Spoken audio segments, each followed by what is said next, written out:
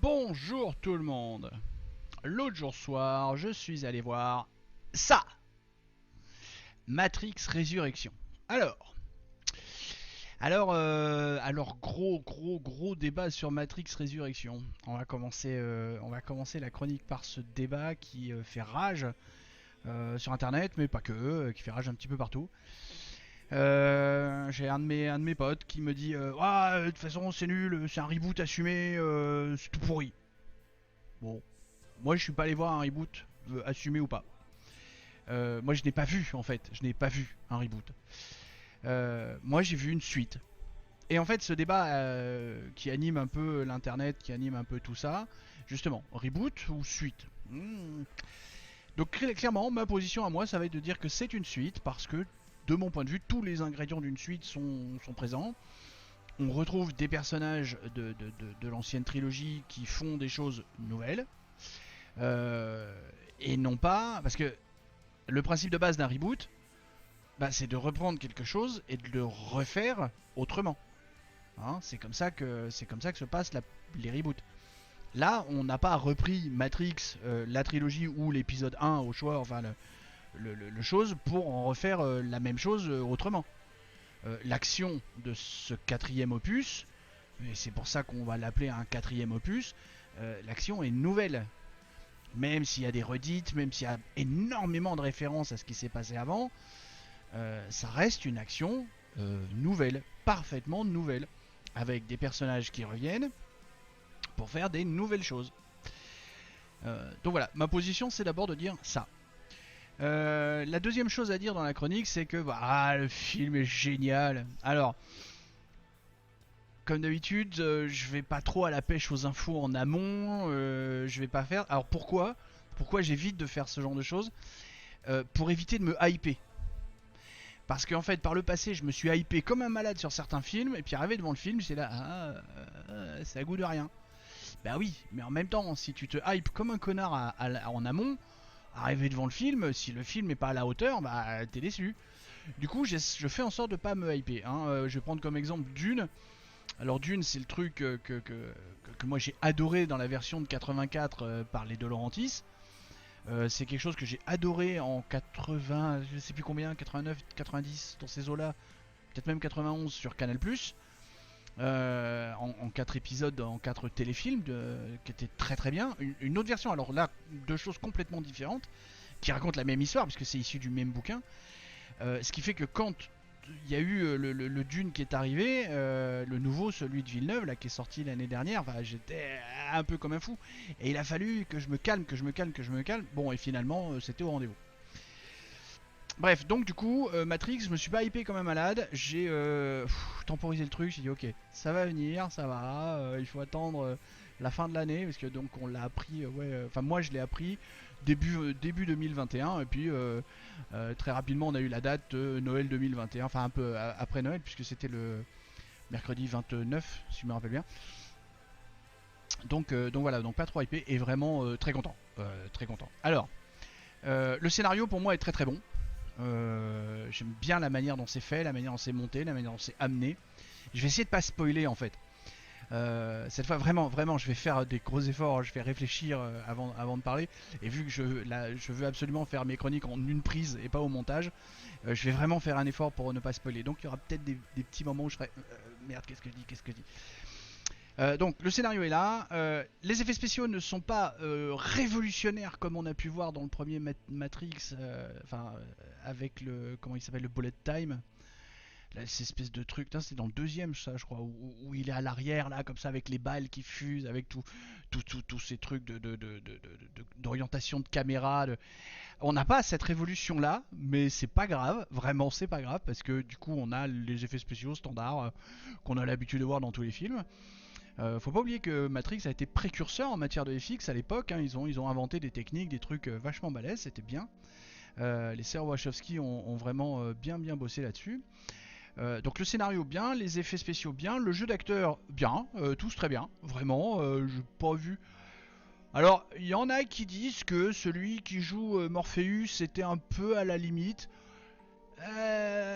Alors moi aussi, je vais dire de manière littérale, oui, clairement, l'acteur était un peu léger, mais c'est juste parce que putain, faut passer derrière Laurence Fishburne. Enfin, voilà quoi, je veux dire, c'est quand même du lourd quoi. Donc du coup, si on oublie qu'il passe derrière Laurence Fishburne, ouais, le mec est pas si mal que ça. Et pareil pour, alors je dis pas les noms pour l'instant, parce qu'on va voir après justement dans la revue habituelle, il y a des trucs. Et celui qui joue Monsieur Smith, j'ai vu aussi des critiques sur le net qui disent qu'il est hyper léger et compagnie, alors pas du tout. Il a fait une autre version de Monsieur Smith, mais en même temps c'est expliqué dans le film que c'est une autre version. Enfin, c'est pardon, pas Monsieur Smith, Agent Smith. Faut pas que je confonde avec le film avec Brangelina, Monsieur et Madame Smith. Alors, l'agent Smith, mais c'est expliqué dans le film aussi pourquoi il est un petit peu différent. Et puis on viendra aussi pourquoi c'est pas le même acteur, alors que je n'ai pas trouvé ou j'ai oublié de regarder pourquoi Laurence Fishburne n'a pas signé le truc. Voilà en gros ce que je pouvais dire là-dessus. Donc vraiment très très bon film. Alors, on va faire comme d'habitude. Je mets pas de note, hein, mais si je devais en mettre une, 16, 17 sans problème. On pourrait même flirter avec le 18. Ouais, ça ira. Alors, on va passer vite fait. Je vais essayer de pas faire comme dans Spider-Man No Way là, et puis rester 35 minutes au total avec un truc. Mais dans Spider-Man on avait ça. Là, on va avoir un petit peu le même problème avec 2-3 acteurs. Commençons avec notre ami Keanu Reeves, bien sûr, qui est un acteur que j'aime beaucoup. Vraiment, vraiment beaucoup. Je suis très content parce qu'on a un John Wick 4 et un John Wick 5 d'annoncer. Sérieusement. Va falloir attendre 2023 pour le 4 et le 5 donc après. Donc bien entendu notre ami Keanu Reeves, je l'ai vu dans les 3 John Wick hein, en 2014, 2017 et 2019, c'était fantastique l'acteur, l'univers du film.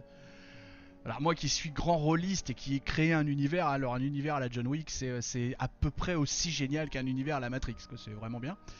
En 2013 on l'a vu dans 47 Ronin, en 2013 toujours on l'a vu dans Man of the Taichi. Alors dans 47 Ronin il joue Kai, enfin il joue le héros. Dans Man of the Taichi il joue Mark Donaka. En 2005 dans Constantine où il joue John Constantine. Mais il était fabuleux. 99, 2003, 2003 puisque les deux Matrix, enfin le 2 et 3 ont été tournés la même année. Donc où il joue Neo. Kevin Lomax, le fameux associé du diable en 97, là aussi. Waouh. 95, Johnny Mnemonic dans le film du même nom. Là aussi, univers que j'ai beaucoup aimé, surtout à l'époque. Parce qu'à 95, on commençait à peine à parler d'internet, des choses comme ça. Et Johnny Mnemonic, c'était encore du film d'anticipation. Il joue Jack Traven, forcément dans Speed en 94. Il joue Siddhartha dans Little Buddha en 93. Très très bon comme film. Dans le Dracula de 92, il joue le fameux Jonathan Harker. Et donc on parle du Dracula avec Gary Oldman, hein, on parle bien de celui-là. Il joue Johnny Utah dans Point Break Extreme Limit en 91 aux côtés de Patrick Swayze. Swayze, moi j'ai toujours dit Swayze. Il joue le chevalier Danceny dans les liaisons dangereuses. Jamais réussi à le dire du premier coup ce truc là. Et surtout, moi je l'ai découvert quand il avait 22 ans, il était tout jeune. Déjà que c'est un artiste qui a du mal, enfin physiquement qui a du mal à vieillir. Mais voilà, 22 ans il joue Ever dans Youngblood, ce film sur le hockey sur glace. Un truc de fou.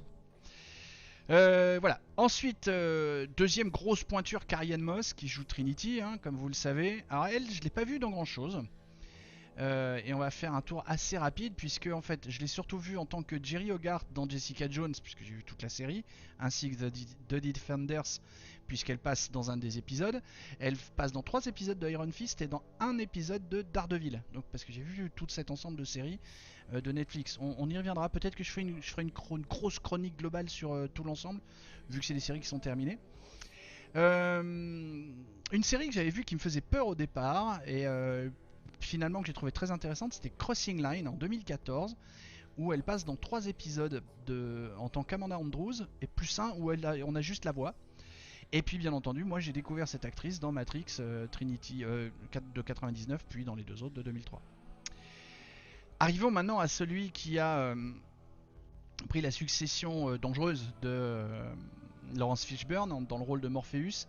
Alors lui c'est compliqué à dire, c'est Aya Abdul Mateen II. c'est ça. Donc lui, j'avais pas fait gaffe, mais il l'a joué dans Baywatch, Alerte à Malibu. Donc on parle du film fait en 2017 avec Dwayne Johnson et j'ai plus le nom de Vomito Boy là. Et donc Aya, il joue le sergent à l'herbier dedans. Et j'avais pas fait gaffe non plus, mais dans Aquaman, il joue Manta. Sachant que cette année, puisqu'on est en 2022 maintenant, il y a Aquaman and the Lost Kingdom qui va sortir, où il joue toujours le même rôle. On va passer justement à ce fameux agent Smith qui est joué par Jonathan Groff. Alors Jonathan Groff, j'ai pas fait gaffe à son passage dans American Sniper en 2014, parce qu'il il doit avoir un tout petit rôle. Sur IMDb, ils disent que c'est le jeune Vetmads. Je sais pas trop, j'ai pas fait gaffe. Vraiment, je me rappelle pas. Par contre, Jonathan Groff, moi, je l'ai vu dans la série Mindhunter, et là, il était juste génial. Et ce que j'ai aimé dans Matrix Resurrection, c'est que il est sorti de ce rôle d'agent du FBI précurseur sur Quantico et les analyses de comportement pour devenir l'agent Smith. Et il fait bien une cassure entre les deux. Donc j'insiste souvent, hein, vous l'avez remarqué dans mes chroniques, sur les acteurs qui sont capables de faire ça, parce que c'est de mon point de vue là qu'on voit un bon acteur. Celui qui joue, vous allez voir, ouais, dans la suite, maintenant on va commencer à attaquer des trucs un peu plus rapides, j'espère. Mais il y a un truc que les sœurs Wachowski m'ont fait super plaisir et j'ai pas fait gaffe. Et j'ai compris que au moment où j'ai préparé cette chronique. Alors celle qui joue Bugs, Jessica Henwick. Alors elle, je l'ai vue dans Love and Monsters. Non, pardon. Je l'ai pas encore vue dans Love and Monsters, où elle joue le rôle de Amy, qui est un film qui sort, qui est actuellement à l'affiche sur Netflix, et que en fait j'ai décidé de regarder uniquement parce que sur l'affiche, j'ai reconnu un des personnages, un des acteurs de Teen Wolf. C'est uniquement pour ça que je vais regarder ce film, parce que je suis curieux. Et donc il se trouve que cette actrice joue aussi dedans. Et quand je l'ai vue à l'écran, quand j'étais au Cinoche, je me dis putain mais je la connais. Et oui, elle joue le rôle de Colleen Wing dans Iron Fist, avec un passage d'un épisode dans Luke Cage et 6 épisodes dans The Defenders. Donc là j'ai dit oui, forcément. Donc Colleen Wing, pour ceux qui situent à peu près Iron Fist, c'est la femme, c'est la meuf, hein, la copine de Iron Fist, dont le vrai nom m'échappe. Autre série dont je suis grand fan, et là bon, elle n'y est passée que pendant 8 épisodes et elle a pas un très gros rôle parce qu'elle joue Nymeria Sand, Nymeria des Sables, je sais plus comment ils disent en français, qui est la fille cadette du prince Oberyn, vous aurez compris, dans Game of Thrones.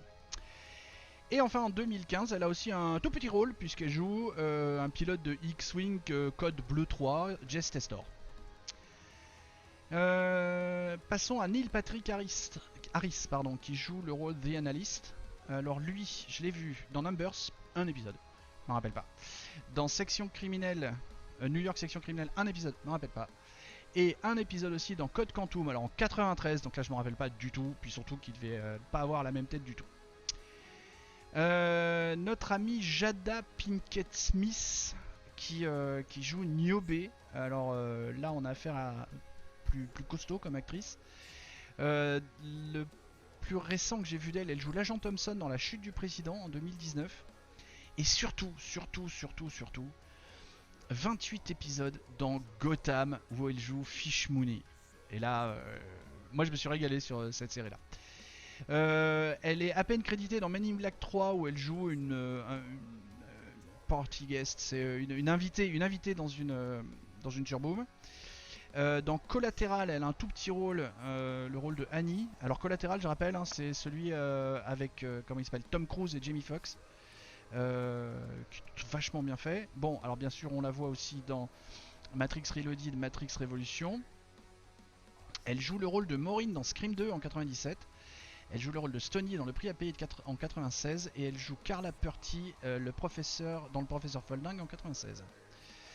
Celle qui joue le rôle de Sati, Priyanka Chopra Jonas. En fait, elle joue Victoria Leeds dans Baywatch, Alerte à Malibu. On arrive à notre acteur français fétiche, Lambert Wilson, qui est là. Alors, je vais lever le doute pour ceux qui n'ont pas encore vu. N'attendez pas Monica Bellucci, elle n'est pas là. Bon, pourquoi, j'en sais rien. Et ils expliquent pas dans le film, il n'y a rien. C'est juste, elle n'est pas là. Et donc je m'aperçois que Lambert Wilson, en fait, je l'ai pas vu beaucoup. Je l'ai vu dans Catwoman, où il joue le rôle de George Eddard. Bien entendu dans les deux autres Matrix, mais je me rappelais pas qu'il était passé dans La Boom 2, où il joue Félix Maréchal. Et alors en 79, mais j'avais 9 ans, mais en même temps le film je crois que je l'ai vu après parce que je suis pas allé le voir au cinéma, Les Gendarmes et les Extraterrestres, et ben il joue le rôle d'un extraterrestre qui parle avec Beaupied. Donc pas mal. Et donc là on va attaquer un peu tous les autres copains qui tournent autour justement de Neo une fois qu'ils l'ont extrait de la matrice, et tous ces gens là qui reviennent pour l'aider, toute la petite bande. Et pendant tout le film j'étais dit putain mais c'est bizarre, ces acteurs là ils me disent un truc quand même. Celui qui joue Sequoia il s'appelle Toby Onwumeri. C'est Onwumeri, c'est compliqué à dire. Et ben ce monsieur là a joué 12 épisodes en tant que Cafeus Onyango dans la série Sense8. Et donc on va continuer. Celui qui joue Shepherd c'est Max Rielmet, qui lui a fait 24 épisodes en tant que Wolfgang Bogdanov. Et pas Bogdanov, hein, pas comme les frères, c'est Bogdanov, no, avec un W à la fin.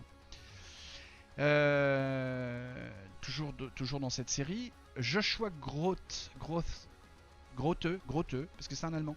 Il joue Function et dans Matrix, et il joue dans Sense8. Il joue alors j'ai pas réussi à trouver la traduction. C'est Josh. C'est le Lilas Cluster. Parce qu'il y a Lila comme personnage, et lui je crois que c'est son copain ou un truc comme ça. Nous avons Brian G. Smith qui joue le rôle de Berg, qui fait 24 épisodes en tant que Will Gorski dans Sense8. Alors quand c'est des 12 ou des 24 épisodes, hein, c'est que c'est des gros acteurs qui ont, enfin, dans Sense8. Mais il joue pas que ça lui. Je l'ai vu dans Unforgettable pendant un épisode, série télé, dans Person of Interest pendant un épisode, Warehouse 13 sur un épisode. Et surtout, je me rappelais pas, il a fait 40 épisodes dans Stargate Universe en tant que lieutenant Matthew Scott. Un truc de fou. Et en 2009 aussi, il a fait Derek Sherman, un épisode, une apparition dans New York Police Judiciaire. Puis on revient sur sur la série Sense8 avec celle qui joue Lexi, qui est Erindara Ibera, qui joue Daniela Velasquez dans Sense8. Michael X Summers qui joue Scorse dans Matrix, joue Bug dans Sense8, hein, alors 13 épisodes aussi. On a celui qui joue Anno dans Matrix qui s'appelle L. Trey Wilson. Alors, dans Sense8, je me rappelle, il est là que pendant 3 épisodes, donc je me rappelle pas, et il est crédité sous le rôle de Dad Sharp 3, et je me rappelle pas ce que c'est. Sinon, le monsieur a fait un épisode, enfin une apparition dans un épisode de Monk, et un épisode dans New York Unité Spéciale. Mumbi Mania qui joue Elster a joué Zakia pendant 7 épisodes dans Sense8. Max Mauve qui joue Killion. On a vraiment hein, toute la bande. 17 épisodes en tant que Félix Berner dans Sense8. Celui qui joue Zen, c'est Purab Kohli qui joue Rajan Razal pendant 18 épisodes dans Sense8. Celle qui joue Astra, c'est Frima Agyeman qui joue Amanita Kaplan dans 23 épisodes. Dans 23 épisodes de Sense8. Et je garde un petit dernier pour la fin qui lui ne joue pas dans Sense8. Mais ce qu'il faut savoir, ce que j'ai découvert en préparant cette chronique, c'est que Sense8 c'est fait aussi par les sœurs Wachowski. Et c'est pour ça qu'on retrouve tous ces acteurs là. Et ça je trouve que c'est le truc génial. Et le dernier, c'est celui qui joue Scott, qui s'appelle Andrew Rothney, que j'ai vu dans Outlander, où il joue un épisode, hein, qui joue le rôle de Neil MacDonald. Voilà en gros le truc. Donc ce que je trouve assez génial, c'est ce côté avec les sœurs Wachowski, parce qu'elles sont complètement tarées. Mais en plus, je crois qu'il n'y en a qu'une seule qui a fait Résurrection. Il n'y a pas les deux au générique. Donc avoir justement imaginé un tel univers, imaginer un tel truc, c'est super sympa. Quand on regarde Sense8 justement, et d'un coup on comprend qu'il y a les sœurs Wachowski qui sont derrière, on comprend où est le truc qui est parti en couille aussi dans Sense8, parce que c'est un truc de malade. En gros, pour ceux qui savent pas, Sense8, déjà je vous conseille la série, parce que je crois qu'elle est finie, il n'y aura pas d'autres épisodes. Ce sont des gens qui sont répartis tout autour de la Terre, mais qui ont un lien. et qui s'entendent les uns les autres, pardon. Et qui s'entendent les uns les autres. Et, bah ça y est, j'ai oublié d'arrêter un truc sur mon ordinateur, je suis désolé. Mais comme je vous ai dit, je veux pas faire de montage parce que c'est hyper compliqué. Voilà, toutes mes excuses. Euh, comment je disais, oui, Sense8 c'est des gens qui sont en lien en fait, mais il y en a un qui est en Inde et l'autre qui est au Mexique. Et toc, et ils sont liés en fait. Et il y a un moment, ils essayent de comprendre ce qui se passe, pourquoi ils voient des choses sans lesquelles ils sont pas. Ils sont liés psychologiquement, c'est-à-dire qu'ils voient ce que l'autre fait. Ils vivent, ils sentent, ils sont sensoriellement connectés. Donc voilà, c'est un univers complètement décalé, un peu à la Matrix. Voilà, les sœurs Wachowski, moi j'aime beaucoup leur boulot. Faudrait que je regarde ce qu'elles ont fait d'autre d'intéressant, parce que je pense que j'ai loupé pas mal de choses. Donc, si vous n'avez pas vu le Matrix Résurrection, allez-y. Vraiment, vous allez ni perdre votre temps, ni perdre vos 12 ou 14 balles de la place, puisque ça dépend des cinoches. Ou puis ça dépend aussi si vous êtes étudiant, chômeur, ou vieux, ou je ne sais quoi d'autre. Mais en gros, vous perdrez ni votre temps, ni votre argent. Allez-y, c'est vraiment un très bon film que je trouve très bien fait, avec pas ou peu de... Disons que le peu de détails sur lesquels on pourrait ergoter en étant un peu chiant. Allez, ça passe, parce que globalement, il est vraiment bon. Voilà, c'en est terminé de cette chronique. J'espère que j'ai été, je sais même pas combien de temps, j'ai pas de chrono, j'ai rien. Je vous l'ai dit ici, c'est à la bonne franquette. Le but pour moi, c'est de partager avec vous justement tous ces films, toutes ces séries que je vois et donner un avis peut-être un peu moins technique que les autres, un peu moins chose, plus de l'émotionnel, plus du rendu, plus du chose. Mais en même temps, j'irai très rarement voir un film que j'ai pas envie de voir. Du coup, vous aurez rarement un avis négatif de ma part et vous aurez plutôt justement des chroniques très très positives de la chose. Je vous fais des bisous et puis à très bientôt. Vraisemblablement, la prochaine chronique, ce sera, comme je disais l'autre jour, ce sera Kingsman. Enfin, je l'ai préparé, je l'ai préparé à l'écrit, j'ai fait mes recherches. Elle va nous réserver des petites surprises sympas avec un truc sur un des acteurs qui a l'air vraiment balèze. Voilà, donc je vous fais des bisous et à très bientôt. Bye.